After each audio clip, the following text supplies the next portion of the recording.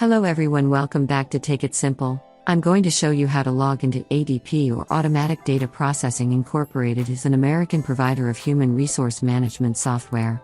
In Services, log into ADP, go to your web browser and then type in www.app.com and click on the login button at the upper right corner from the official website of ADP.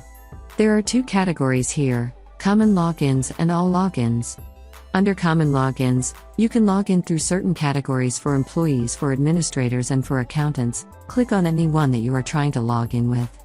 Click on the Login button and enter your user ID.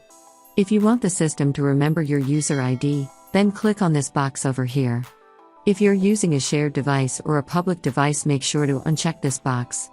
After that, click on the Next button and enter your password for your account. After entering your password correctly, click on the Sign In button. In case you've forgotten your password, click on Record your password and reset to a new password by following the instructions. Clicking on Sign In will take you to your account and you'll be logged in successfully. If you click on All Logins, then you'll be able to see all the popular logins listed below. Click on the ADP portal you're trying to log in with, and as soon as you do that, you'll be taken to the login page. Enter your user ID and click on the Next button. In case you've forgotten your ID, then click on Forgot Your User ID and follow the instructions to get access to your account. After entering your credential, click on the Next button and enter the password for your account. Similarly, if you forgot your password, then you can still get access to your account by following the instruction and resetting your account to do.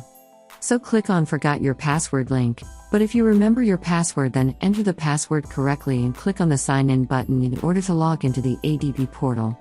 That is how you can log into ADP. I hope you found the video useful. If you did, go ahead and give it a thumbs up. Feel free to comment down below in the comment box if you have a question or feedback. I'll be back soon with more tutorial episodes again. Thank you for watching.